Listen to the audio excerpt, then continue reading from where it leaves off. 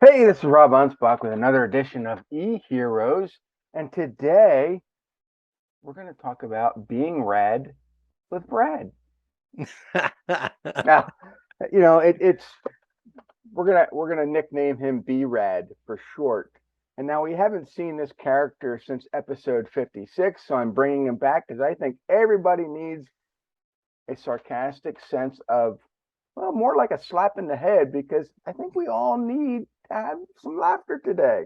So Yeah. Brad Szollose, thank you for being here. And dang, it's been like 3 years. Yeah, but you and I talk probably once a week, texting and, trying to get clients on board together.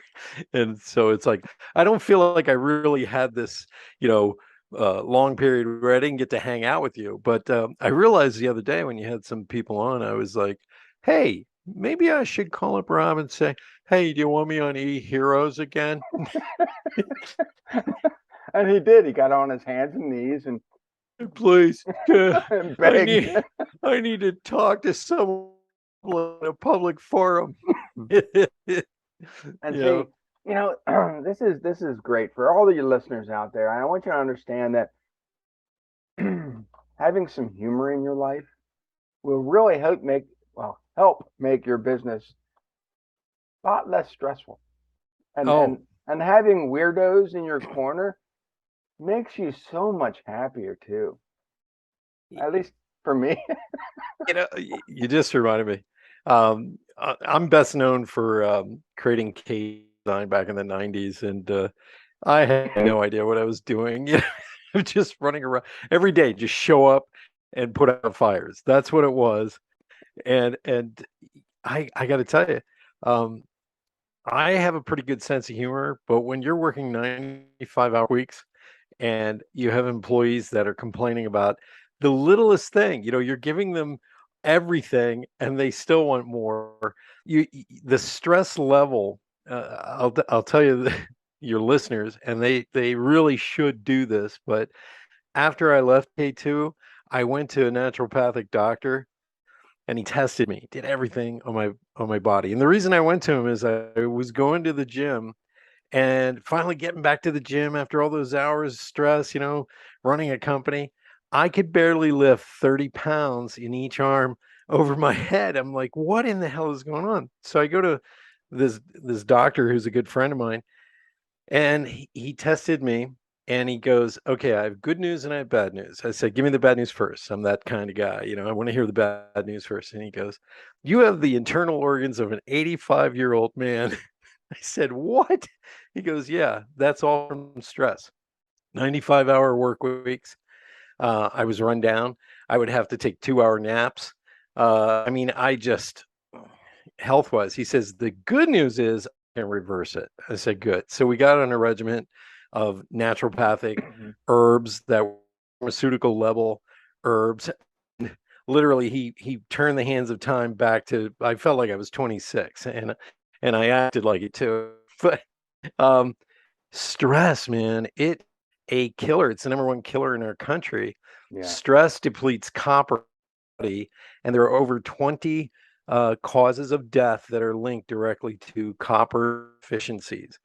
So stress, not getting the right nutrition, not getting sunlight. Oh my God, I can't tell you, Rob, I live my life very differently now. I make sure I get that 20 in the morning over a cup of coffee. I'm here in Denver now, and so the mountains are all I'm around. sorry. Yeah, well, let me tell you about liberal. Um, I just I've watched Denver. I actually called a friend of mine. Um, he's quite wealthy and he used to live here. And I told him, hey, the fentanyl problem and the homeless problem and all the violence, it's increasing and it's getting worse. And he didn't believe me. So a month later, another one of his, wealthy friends came here and he had to step over homeless people to get into his favorite restaurant. He called me up and he goes, you were right. Yeah. I mean, why would I make something up? I mean, it's the more you have these policies in place where the cops can't do anything, they're not allowed, even if it's a violent crime. What do you expect? Okay. So it's just gotten worse. Sorry to bring the show down, folks. That's all his All fault. right, rant over. No, but no, I the last few years though, I've been decreasing the amount of hours I'm in front of the computer, Yeah. and so I tried to limit it to 2 to 3 hours in front of the computer, and then max 4 hours, and I'm done, and I Yeah. go do something else. And the funny thing is that everybody's like, oh yeah, I got to have this 9 to 5 job. Why don't you have like a 7 to 11 job, four Yeah. hours, maximize your time, get it all done, and go home. Oh, I can't do that. My boss wanted them. You're the boss. You're the entrepreneur. Do what you want. And the thing is that I think too many of us spend too much time, especially if you're working in an office, Right. water cooler, talking to your friends, doing this, doing that, finding out what the drama of the day is, and checking your phone 300 times, and just channel all that energy into 4 hours and go home. You'll find you'll get so much work done. And sometimes I'll work 2 hours in the morning, 2 hours in the evening. I'm still done, but Yeah. you take it from a guy who's produced 36 books and over 200 episodes of this awesome podcast. You have to maximize your time. Well, it's true. I started to realize when I took on way too much work, get it all. Well, I started to I'd take a nap. I'd relax a little bit, go get some sun, come back, and then pound everything out from 7 o'clock at night till 1 o'clock in the morning. I got more done in that time period than I did in any other part of the day. And I recommend everybody does this. Figure out this productivity hack. Each and every one of us has a biological cycle of when we're refreshed and we kick ass and we push through. And I always found this out, living in New York City, I worked at several studios, freelance. So I had to be in by 10 o'clock. Okay. And some of you are like 10 o'clock, whatever. Well, everybody else would get in at 9. That's because you were 80 back then. Yeah. So everybody would, that was on staff would get in early at 9, get everything ready for the freelance group, then give us our work at 10. But they would go home and we'd work for another hour or 2 hours. So it was just the clock would be different for me. Well, I'd go home and start working on another project for some other client that just wanted it brought in. I didn't have to be in the studio. So you have to really be on top of your time management if you're going to do that kind of stuff. So I would come home by train and I would take a quick nap, 10 minutes back then. Now it's more like an hour. 10 minutes. I'd pop up, I'd be refreshed, I'd make some dinner, I'd get to my drafting table because we did stuff by hand back then. And I would crank out till about midnight. Now I was always dog tired when I'd first get off the train in the morning. I'd be like, oh yeah, get me some. And New York coffee is pretty strong. So I would just hour in, I'd be, hustling. You can turn on the creative button at 10 o'clock, at 11 o'clock, at 12 o'clock. It's up to you. Whenever I hear people say, oh, I have writer's block. No, you don't. There's no such thing. You have to train yourself that now is output time. Now, it may not be the best output, but when, like you've written 36 books. I've written one, okay, and contributed. Slacker. I'm working on my second book, but we're updating Liquid Leadership into paperback, and I'm doing it this year. So there's that. But the thing is you have to get your time management working for yourself instead of an outside source. So Rob, I'm sure you've discovered having grandkids and your kids and your wife and everybody in the house, you probably get more done out of bed. Am I right? I always have ideas in my head that are churning around. And if people say, take notes, and if you look at my desk, I got stacks and stacks of papers of just notes. And people come to my office and they're like, how do you decipher all that shit? And I'm like, I know where it all is. Hey, it's my system. Shut it. Yeah, that's what it is. And I got stacks and stacks of other But here's the thing: is that somewhere you have to write down your notes because you're going to forget them. Now, you have to remember where you put the notes, but it's I never have writer's block only because I'm writing for people constantly. I write for Yeah. lawyers, I write for, doctors and and so like just the other day, a couple of my lawyers give me leeway. They don't say, "Hey, Rob, write me an article on this." I just write them an article and they like it. Right. So the other day it was like, okay, we had all this hurricane stuff from Hurricane Ian, with the flooded cars and everything. And I thought, hey, that's going to make a great article. And the funny thing is a lot of newspapers were already starting to write these types of articles. Yeah. So, I put my thoughts down and got some facts and research and put it all together. Within an hour, I had 1,000 words. And the nice thing about kind of, and I call that newsjacking because you're taking a current news that's Yeah. already out there that people are already writing about. So people are already searching. And so when they're searching, they come across the news media, they come across the article that you just wrote. And Yeah. now you look like you're this authority guy. Yeah. Now I'm writing it for my clients, but they're getting the authority. They're getting those articles looked at. And so sometimes I don't have to come up with new ideas. I Right. just have to take the ideas that are out there already and add to them or add my Yeah. thoughts or my opinions and whammo. Everything is a creative moment. I mean, people don't realize this. If I'm standing, and as a writer and as a business author and somebody who is always looking for ideas, this is what I do, Rob. I automatically see everything that happens in my life as writable material. Mm-hmm. So if the woman at the cashier at the counter we have an interaction, that can be a story that's a business principle. And I've used that. And you're so right. That brand hijacking what's on the news right now, newsjacking.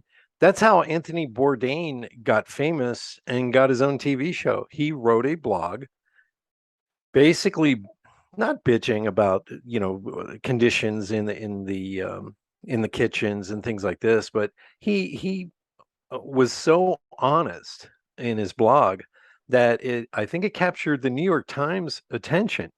And after that, a cookbook, then a TV, and then several TV shows where he's traveling. I mean, it can happen. And here's the funny part, Rob.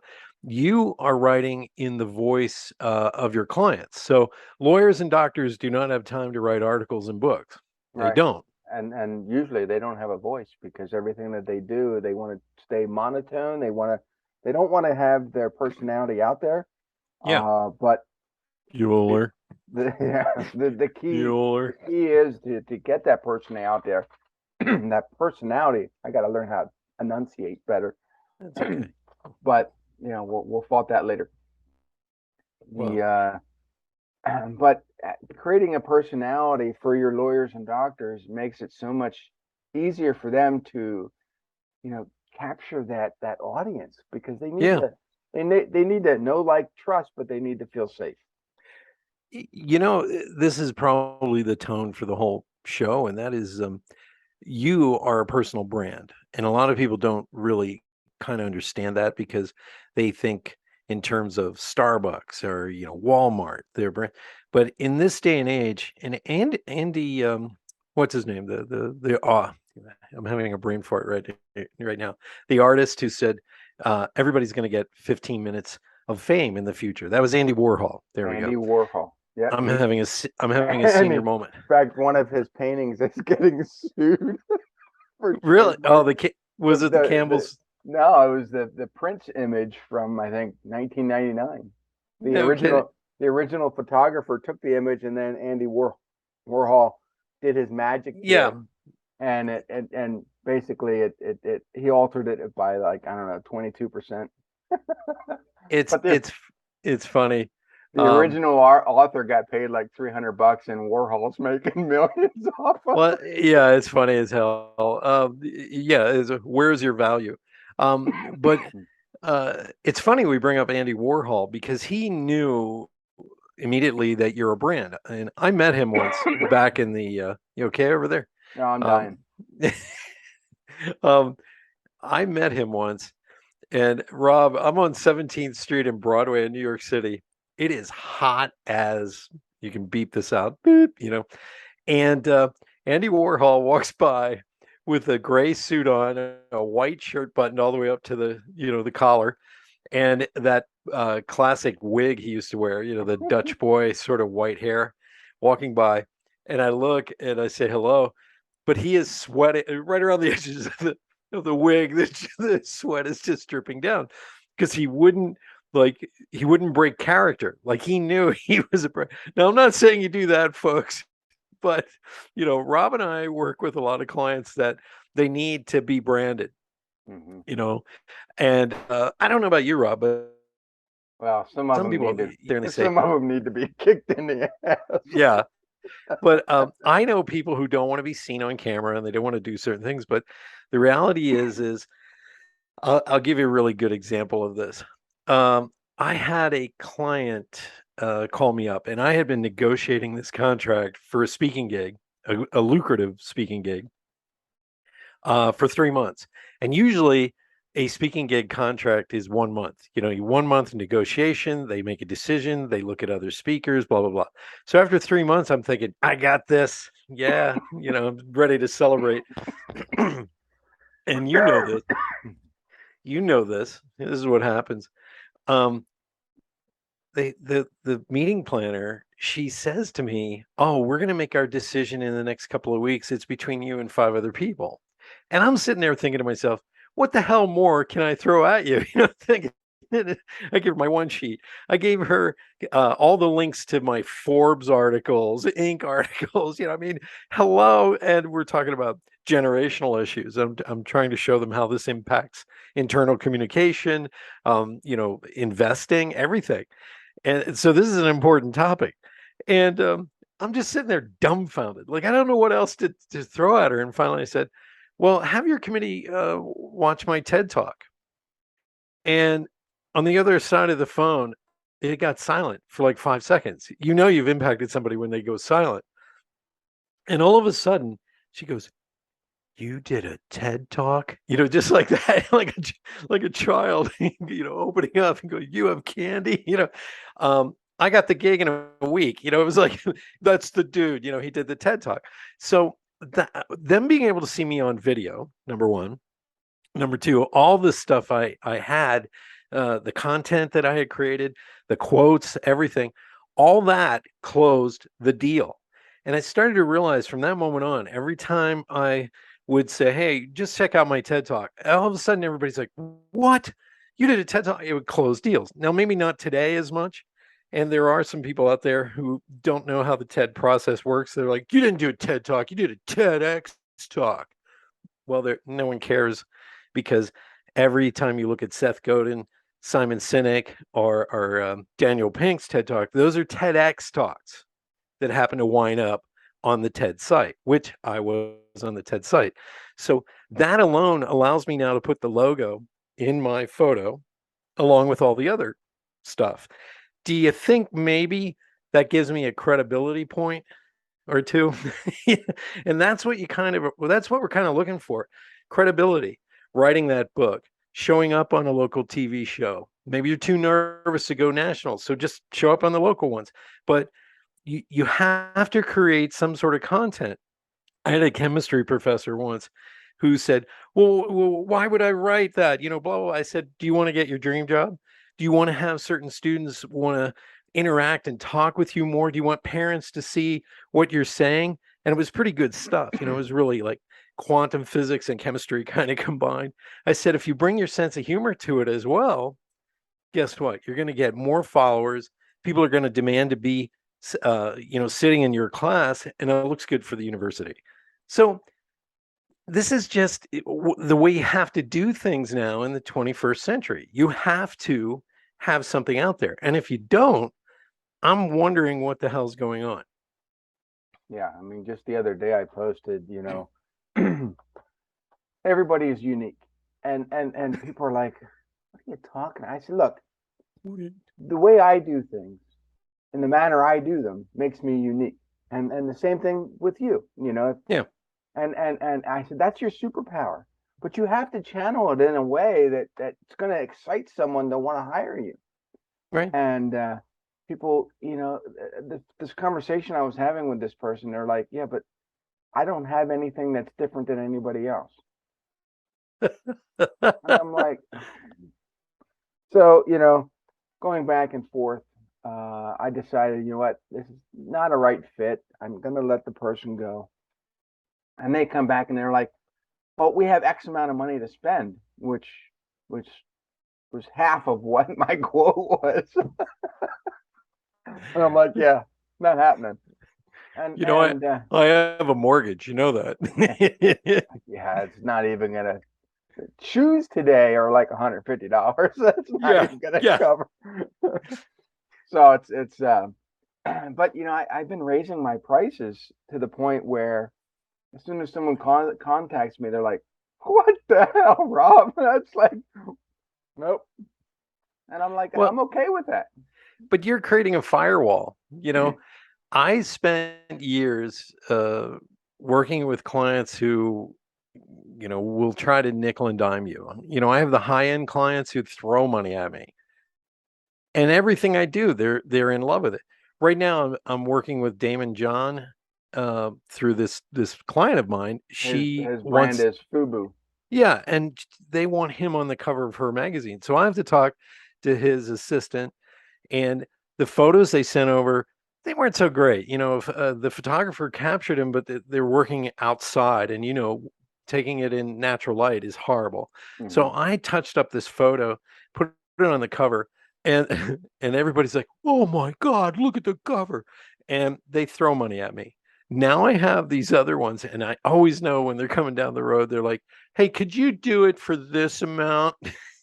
As soon as they ask that, I have enough experience to know not only are they going to ask for twice as much as what everybody else does, they're never going to appreciate anything I've ever done because they see the designs. All they see is design. Anybody can design. Really? You're working Canva, huh? You think you know how to design? Well, that's like being able to microwave a dinner and calling yourself a chef. Okay. Good for you. I'm glad you know Canva. But do you know what the Swiss grid method is? You probably don't. Do you know how to retouch a photo so it doesn't look like crap? Okay. This is the work we do. And I've always found, Rob, getting back to what you're talking about, is if you're afraid to raise your rates, just stop, smack yourself in the face, raise your rates. Okay. If somebody calls me for a speaking gig, we begin negotiation at 10 grand. There is no moving up or down. Okay. Mm-hmm. Maybe I'll move down to 7,500 and you're going to buy $2,500 worth of books, or I have to do some workshops, or I have to stay there for 2-3 days. Then it moves up to 15,000.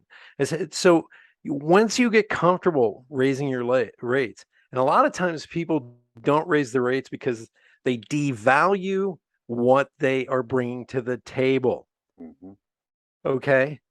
Rob, you have clients that you've increased their business by 30% or 40%. Mm-hmm. Okay. And I introduced Rob to a friend of mine, and that wasn't good enough. No, and here's the problem is that when I get someone that refers me, that referral should be gold. Yeah. But no, they wanted more referrals, more testimonials. And it's like, and phone numbers. You're gone. I want to talk. It gets to the point where you can have the whole committee, the presidential committee come down and say, "Hey, look, yes, Mr. President, Rob is this great guy." And the guy's still not going to give a crap. So I go with whoever referred me. That's the gold standard.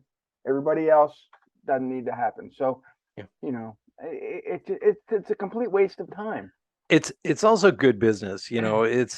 I had somebody who is in my stable, and she is just a wonderful person, very successful business person. Well, a friend of ours wanted to interview Jane Seymour. And so she introduced her to Jane Seymour because she's good friends with her. Well, as soon as she got introduced to Jane Seymour, she ignored all of us, started treating us like dog crap, and interviewed Jane Seymour and just forgot who referred her. Okay. And now she's running around going, "Oh, my good friend Jane Seymour, she spent an hour with her." She doesn't know Jane Seymour. So these kind of things in business, folks, whoever started the conversation, you always go back and thank them.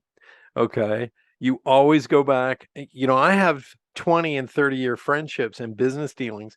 I go back and say, "I just want to thank you one more time for introducing me to so and so."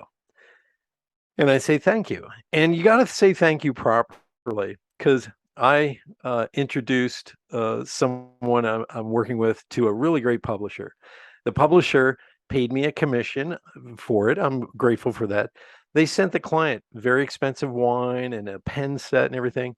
They sent me a candy bar and a and a card signed by every member of their and they kept changing the contract. So do you think I'm going to hire them again?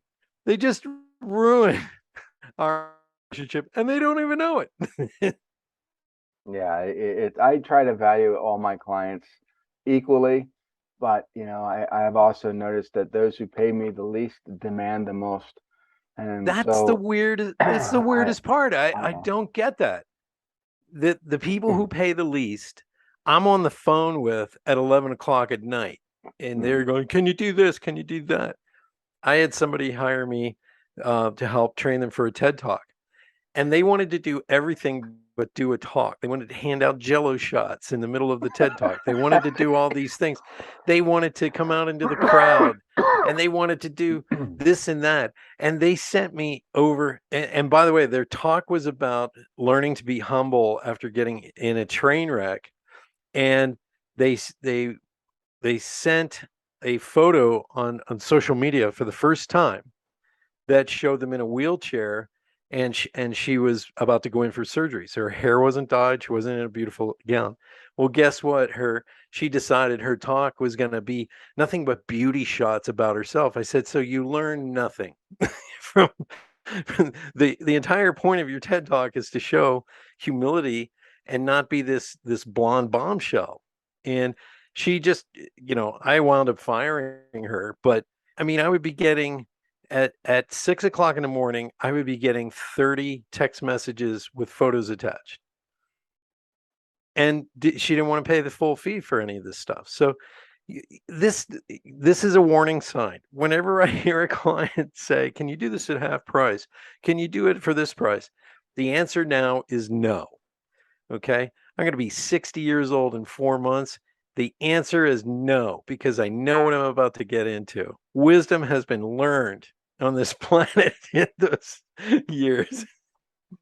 yeah, So I'm going to double down on my idea of not being on a TED Talk, but I'm going to change it to Rob Rants. And anybody can come on my stage and rant about lousy customer service, I about like that. scammers, about whatever. Oh, Yeah, I mean, sarcasm sells. yeah, Sarcasm sells. the funny thing, and I've mentioned this before on other episodes, but what started out as me just telling stories of my sarcastic adventures and Rob versus the scammers became this series of books that has captivated the world. It Yeah. could be turned into a TV show. We're working on that now, and it's just it's my sarcasm coming out there to battle these scammers and morons and entitled and Yeah. wackadoos and I find that if I can make someone laugh and give them a little life lesson after that, they're more inclined to want to hire me versus writing a book about some, you know, and Yeah. my other books were great. Don't get me wrong. People love them too, you know, but they can see themselves in me battling these people the phone Rob, that'll scammers and whatnot. And it's like, you have the guts to do it, because whenever I get a phone scam, it'll say scammer likely, and I'm thinking immediately you SOP, man. Um, but let me get back to being authentic. Um, I don't know anything about that. yeah, you're authentic, and too many people, I even started out this way. It's like I was doing stand-up comedy back in Stone Age. the late 90s. Yeah, Stone Age. And my comedy coach, he just said, you know what you suffer from, Brad? I go, what? He goes, perfection syndrome. I go, what do you mean? He goes, you're up there on stage. You came from a small town right down the road from Rob, and you, yeah, Lebanon, Pennsylvania. And Worst you, place in the world. yeah, no, I love it. I need to get back soon, by the way. But basically, he said, you came from a small town, Christian background. You're a white guy with perfect hair. You don't know how to like cut loose on stage. So from that moment on, I got more physical. I said what I felt like. I started writing like my angry stuff. I would write, and then go back a month later and go, hey, that's kind of funny. It's like one of my best bits I used to do was, what the hell ever happened to the future? You know, we were supposed to be flying around, going to the moon, flying in jetpacks, living in a dome city, up there. You I'm lose kind of your, I'm kind of glad we don't have flying cars because all those people would get in their flying car and kamikaze my house and they'd uh, run into somebody and their turn signal would be on for 1,000 miles. Jesus. Well, they never anticipated how many people are afraid of actually flying. So, yeah, we're going to fly in cars. Yeah. Wait, it's like, no, but yeah. getting back to authenticity, once I started to just put my humor in there, and sometimes I'll do some impersonations for somebody, like is known for. So I would just do that. I actually used to get paid to be Christopher Walken on radio shows, because I can do them really low, like a real Walken, not like this caricature. These idiots who do the caricature of Walken. But being authentic, being your real self, and not being, there is a limit to if you're the guy who tells an off-color joke, stop, because that can get you in trouble. But if you Purple. have authentic sarcasm like you do, yeah, and me, I think people will tune in to what you're talking about. And the reason I'm bringing this up is a lot of people started going to Gary Vaynerchuk's seminars and coming back and starting to swear like a sailor because Yeah, Gary did it. yeah. Gary did it. A good friend of mine, Jeffrey Hazlett, he stood in the back of the room after he hired Gary to do a talk, and he had a clicker, and he ticked off every time Gary said the F bomb, okay, which is a big no-no in speaking. Him and Jeffrey Gittimer are the two that just swear like truck drivers. So he went like this, and I think he hit 250 Good thing it in the wasn't a key. drinking game. They could get Yeah, it off and wasn't a drinking game. And I was just like, oh my God. And he's walking around every time he said the F bomb, he hit it. Um, those guys can get away with it because they have something solid to sell. I don't know if you know this, but Jeffrey Gittimer has written, I don't know, 4 or 5 New York Times bestsellers, and his work is instructional. It's not telling fancy stories. He's telling you exactly how to crush your sales. And he got into the niche of sales. All he does is uh that's it. So you pick your lane and you be authentic in that lane, and stop showing up on stage in a suit and tie and saying the right words and looking around the audience, and unless you can make that funny like Adam Homey does. Adam Homey, the first time I saw Adam Homey, he looks like the picture of the guy in the back of the comic book for the X-ray glasses, you like that with. And so and I'm thinking, and and for all the listeners tuning in just now, Adam was my very first guest on this podcast. So if you go all the way back to episode 1, you'll find him. And I think we well, did another episode too about yeah, politics. I love Adam because after I met him, we became friends because he got up on stage. I've never seen somebody work so damn hard at being really good on stage and funny and knows he's funny and doesn't care. He's just like, all right, folks, this is what we're going to talk about. And he uses his hands a lot and he loves speaking and it drives sales. And he does what we do. He helps promote people and get them out there and get their stuff known for them personally. Um, but the great thing about Adam is he makes no excuses for it. And he and I are big fans of Denny Crane from the William Shatner character from Boston Legal. So when we meet each other, he'll go Adam Homie, and I'll look at him and go Brad Szollose, and then he'll go Adam Homie, and I go Brad Szollose. Go back and forth, and it's all because of that stupid show. And I've had drinks with Adam. Authentic as hell, doesn't make excuses, loves a good cigar and a good scotch, loves his kitty cats, and lets you into his world as he talks about some of this stuff.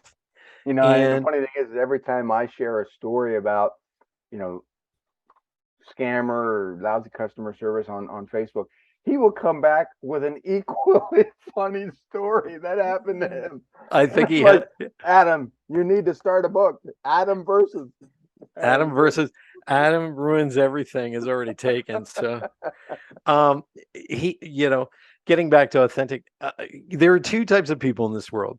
There are the introverts who step into their greatness like Adam does. They don't make excuses. They work on getting out of their shell. And it's hard. If you're an introvert, I do understand. I was deathly shy as a kid. Well, once you break through that barrier, and I'm not saying this is the norm, but somebody told me this once, when I was an introverted person, I was selfish. I was constantly thinking about me impacting everybody else. When I made the shift to how can I help? How can I serve? And I sat in that authentically, I stepped out of my comfort zone and I went to help them. And I became an extrovert because of that. And that's what an extrovert really is. I'm not afraid to step out and say, hey, how can I help you? I'm actually not thinking about myself when I'm telling my stories. I'm thinking about, is this story going to help someone? Is this story going to impact how they do business? Is this story going to move them forward, or maybe lean forward and listen to more of what I got to say? Because one of the things that just drives me nuts nowadays is everybody's a guru. Yeah. Everybody can sell high ticket items. I'm a guru. And I love Tony Whatley because he's a no bullshit artist. I've had him on my show, Awakened Nation. Oh, and then there's me. It's just get off my lawn. You were great. Get off my lawn. Yeah, you have the opposite. It's like, I don't want to do business with you. Please stay away. Please stay away. Please. And people are lined up. Here's my money. Take it, Rob. Please. Please. I want to be a part of your cult. I want to be in your next book because you're so mean. You're like a dominatrix, for business gurus. Oh, boy. Get on your knees. So in a world of of liars, in a world of pure liars, one man stands alone on his front lawn. So getting back to Tony Whatley, while he was working in the oil and gas industry, was making like 120 grand a year, started a side hustle, selling, I believe it was high-end auto hubs and parts and things like that real car aficionados wanted. And he learned programming. He learned everything he had to make this site a pure sales site. So he's making like $1 million a year from the site. It's generating $1 million, but he won't let go of his day job. That to me is an authentic guru you should shut the hell up and listen to, because he's done it. These guys who hire somebody to show them how to get, hey, high yield investments, get involved. I'm the guru. And they're meanwhile, they can't pay their rent. Okay. They're waiting for that next hustle. And so, and I have to be honest, this is one of my pet peeves. I've taken a company public. I've bootstrapped the operation. I've been on Wall Street, NASDAQ. I've been quoted in Forbes. I've been quoted in, Crane's Business Week. No one has asked me to help them build a business, because I guess my marketing sucks, because I just find it astounding that people are so easily manipulated in this day and age. It's so easy to walk up to somebody and go, I'm going to show you billionaire secrets. Mm-hmm. Are you a billionaire? Well, no, I've just interviewed the top billionaires. It's like, okay, then I'm probably not going to listen to you. Uh, it's my pet peeve. Sorry. My second rant on your show. See, Rob rants. It's gonna be huge. Yeah. People, you know what makes me mad? I have had a couple of friendships for 12 years, and I worked very hard to, and there are other speakers, and I helped them get to this next level. And I happened to befriend a con man, didn't know he was a con man in Las Vegas, and he came into our cabal and just with one sentence ruined everything. Just everybody believed him, and I don't know why. It just made no damn sense. Everybody stopped talking to me because of him. And it's like, no one called me to say, what the hell happened? What's the true story? And I'm just sitting there going, what is it? Is there something in the drinking water today? Is there some? I helped you for 12 years. Call me. It's like I don't know if it's shiny object syndrome, I think is what it Yeah, is. yeah, and I've been noticing it a lot since COVID. Everybody was so pent up. Now they're so distracted, and they don't know what direction they're supposed to go. And Yeah. I keep telling them, I say, look, is that your target market? Well, no, but the guru told me I should. Oh my God, you need. Guru. So I let Guru. them go. I let them go on their way and try that shiny object, and then it fails, and then they come back and they're like, "Can you fix it?" Yeah, for more money. For double. I told you, I warned you. Oh, but don't listen to Rob. What does he know? You But you have a punishment tax or a PETA tax. it's a PETA. I'm PETA. telling you, man, you're a dominatrix, and they keep coming back. Um, it's we laughed about this because I was at a mastermind. You and I know this term, but somebody in the mastermind was talking about this client that was driving them nuts. I said, well, you need to charge them a PETA tax. Pain in And he the goes, ass tax. and everybody in the room goes, what is that? And I go, pain in the ass tax. They burst out laughing, and then they went, wait a minute. I said, I do charge it. I charge extra for the jerks. Yeah. But this will be the last project we're on. Okay, we're done. Yeah. It happens. You have to, because they're gonna suck the life right out of you. They're gonna the joy in Yeah, your business is gonna be gone, and you're gonna go, why am I still in this business? Why you do I have know, to deal with people like that? yeah. Money. Well, I don't know what's been going on, and this is another one of my pet peeves. I have been quoted in Forbes, Inc. magazine, the Hindu business line, international places, um, from Sweden down to South Korea, Australia, New Zealand. So I've tried to help my friends in the speaking business also get quoted in some of these publications. I'm here to help. Okay. They don't listen to me. They listen to the gurus who tell them, come up with a witty quote, put it on your Facebook page, then go into all the other groups and tag and get the URL for your page to drive them to your page from your witty quote. That, folks, that's not going to make you famous. Okay.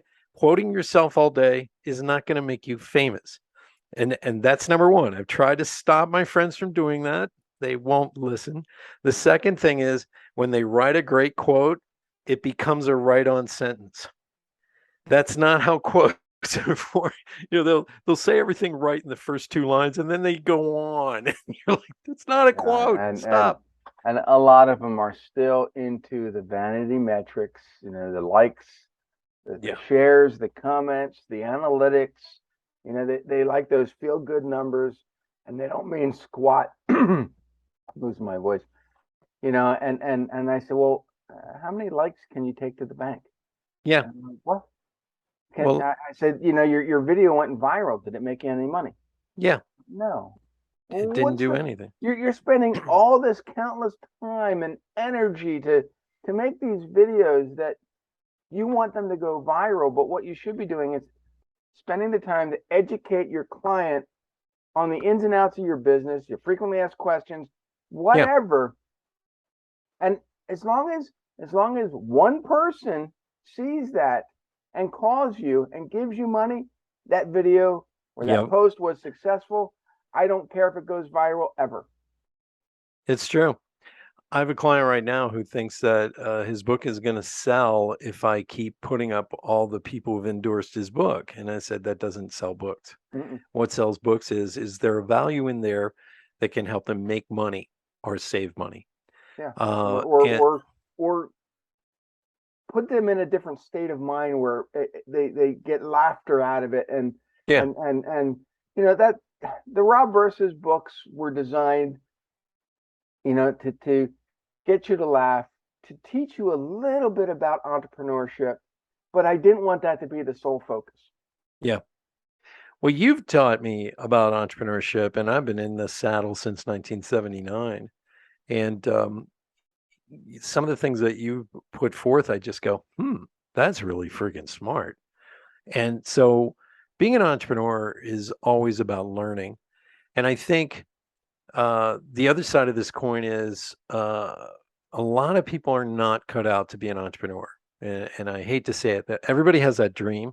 We have quiet quitting going on right now where Which people is are a working. joke. Yeah, they're working from home, but they feel like Just I'm quit. working. I Yeah, don't care. they do just enough not to get fired from their home. They're in a remote work. I So you know they I, think, I was just watching that movie Wanted. It's a stupid movie, but the yeah, one scene where he takes the keyboard and smacks the other character, if you're gonna quit, do it with spunk and, style, and just panache, style. panache. Um, it's so true, and I see people all the time. I have a buddy of mine. We've known each other since we were kids, and he knows this story. But he would call me up, and I'm going to be an entrepreneur like you someday. And I'm like, no, you're not. He got really mad at me. He goes, why not? I said, you're at work at 7 o'clock at night, and you're bitching about it. I said, if you become an entrepreneur, you're going to be working till 11 o'clock at night. There are no weekends. Okay. I don't know what I weekends I are. post on I post on Facebook. I go, hey, what you got planned on Friday? It's Friday. Thank God it's Friday. I do that for the group. But the reality is, I also like to post on Saturday night at 10 o'clock at night the projects I'm working on at that moment. I take my girl out to dinner. We have, a nice time, eat well, come back home. And then I'm like, hey, I'm going to edit my, podcast. And this is what you're doing. It's, you're constantly creating, you're constantly hustling, you're constantly stepping back and thinking about the next thing. And we're circling back to what we started as. Sometimes you got to just rest because Mm. you can't constantly be working. Well, You got to take that nap. I've been You a know, full-time entrepreneur for 28 years and this is all I know anymore. yeah, People would look at me and they're like, I want your success. Okay, work for it. Put yeah, the time in. And they're like, well, what can I gain in the next year? I said, probably nothing. I said, you have to lay that foundation that's going to take a couple yeah, years, and then the success comes. Well, I want it immediate. Well, go get a job then, because yeah. it's being an You're not. entrepreneur is not immediate success. It takes time to build. Yeah. Well, some people are. They just. This is part and parcel of our entrepreneurial, speaking here discussion. We came to Denver, my girlfriend and I, because there was a guy who had started a company right outside of the edge of Denver, and he was in the e-mobility area. And I'm thinking, oh, this is a good trend. It's a hot topic. I'm not a big fan of e-vehicles yet because we don't have the infrastructure, but this guy could be that one person who's got the timing just right, where when it does break, they're at the forefront of all this. So we move up here. He wants me to be in charge of his brand, and my girlfriend is going to be in charge of his operations, setting up all the systems, the structures, everything, how clients get paid, and it'll all be running through an app. So they were working with an app developer in India. So we get here and we start to realize something's wrong. The first thing we see is he gets really angry and emotional when he's challenged. Okay, so the ego is in a little too involved. Second, he's in love with his logo that he created, and he doesn't know how to make a logo. He did it in Word. Okay, hello, and uh, it looks like a local pizza shop owner hired his 10-year-old who had just learned Illustrator. So it has all these colors. It's amateur hour. It's like when somebody uses the typeface Cooper and you just cringe, or cartoon, cartoon sans. So I have my job is to turn this mess into a brand. And some people think, oh, that's a logo design. No, I have to set up the structure of where this logo is going to be seen, how it's faced against the competition, where we're going to put it. Are we going to etch it on the bikes? Are we going to print it? Are we going to heat press it in? Is this brand going to be, ready for the annual report? And I was making business suggestions simply because of my background. Well, we found out, you're going to love this. He has gotten over $500,000 of personal loans. He hasn't had one sale in 4 years. Wow.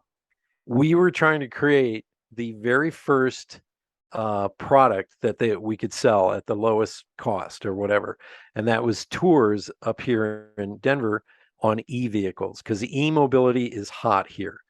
It is insane. Lyft, Uber, all of them, they have e-bikes here. And you just drop them off. You rent them by whatever, the hour or whatever, and you ride them until they run out, and then you renew it through your phone, through an app. So it's hot. It is a hot topic up here. He decided to hire a bunch of people to be on the board of directors, and he paid them from this $500,000 of loans. And he had the app developer in India start to, not do any work unless they got more money. Okay. So there was that. Then he was screaming in board meetings and throwing hissy fits because I was telling him he was wrong about everything he was doing. He's trying to get investors. I was going to help him get investors. And I realized here was a guy who his ego was bigger than the problem of about to be bankrupt. I mean, he will fail because he's all over the place. He couldn't figure out if he was an e-vehicle rental company, an e-vehicle delivery company, I mean, he just couldn't figure it out. There was no clarity in what he was doing. And we had to walk away in the middle of a board meeting on Zoom, and he refused to come to the physical meeting room. He stayed downstairs in the basement and got on Zoom instead because he didn't want to hear it. We quit. Most companies forget that they're a marketing company first that has a product that they rent or sell or produce, and without that marketing, the business fails. Yeah, because if I don't know you're out there, how am I going to hire you?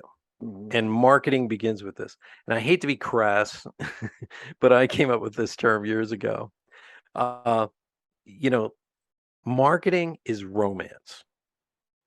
And those of us who've been married or are married or in a long-term relationship, you know that if you want to have sex, you have to be romantic. And romance can be just doing the damn dishes. Okay. Romance can be, hey baby, I'm going to take you out to a nice dinner, because you want to caress that long-term relationship. You want to take care of it. It's know, like, trust, and love. And sales is copulation. That means your marketing paid off. That means when they enter a room, they know what you're all about already. The romance has worked. You've enticed them. You've opened them up. You've awakened them. And that is what we're dealing with here in the 21st century. They have to know, like, and trust you first. And how do they do that? You have to have your own brand image. And sometimes, I forget what the statistic is, Rob, but this was in Forbes magazine. 40% of people's trust in a company, and I'm paraphrasing, is based on the CEO's reputation online. And so why would you sit back and not milk that a little bit, not write a few articles, not show up authentically and talk on television. Um, that's what we do. We help our clients make that impact that drives sales. It isn't just for show. It isn't just because we have great hair. Me and Rob both use the same hair gel, I believe. And it's not that. It's this drives sales. I mean, I've closed deals because of my online stuff. Mm-hmm. That's crazy to think that this is how easy it is in the 21st century. Because Rob, you and I are old enough to remember you had to have 25 grand to have a camera crew follow you around and then hope that it can get broadcast in late night TV as a PSA. Yeah. And now look what we're doing right now. We are having our own show from our own, houses, our own offices, and we couldn't do that 40 years ago. No, no. And it's so much easier to produce content for yourself, Oh but God, yet yeah. people don't know how to do it. And Mm-hmm. had they just looked at all the crap that we had to go through when we first started our businesses, I mean, we were paying ads in newspapers and phone books, and Oh and yeah. and people are like, "What's a phone book?" I mean, they're gone. Newspapers are going the way of the dodo too, and so you got all this online content, and people are like, "Oh, well, that's dead, and that's dead, and that's." How do you know? Try it. Yeah. I'm tired of people going, "Oh, funnels are dead, emails dead, YouTube's dead, TikTok's." Who are you taking your advice from? Yeah. YouTube's still going strong. If you want to put videos on TikTok, go ahead. But you got to try stuff. Nobody wants to try anything. Roger Wakefield, he's another buddy of mine.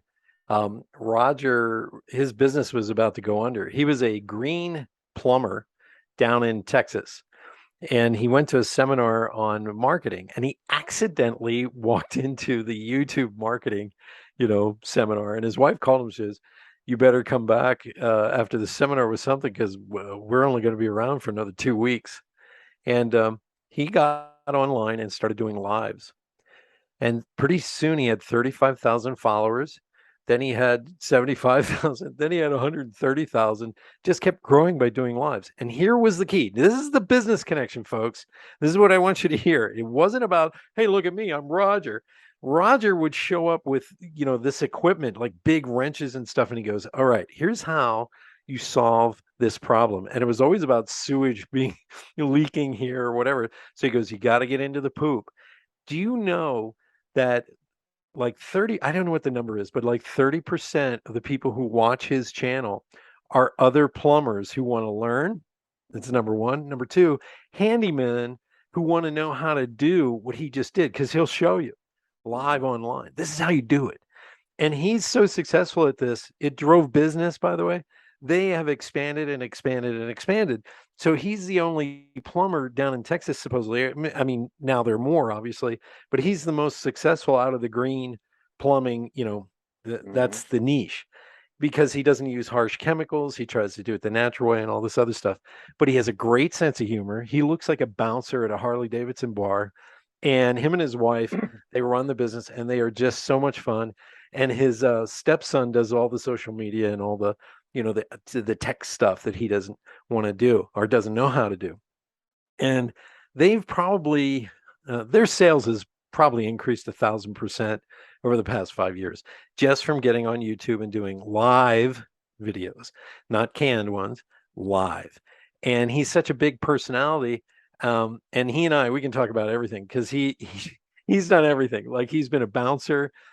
He was a hairdresser, and he has a bald head now, so we always crack up about that. I go, "You were a hairdresser?" He goes, "Yeah," And then now doing the plumbing.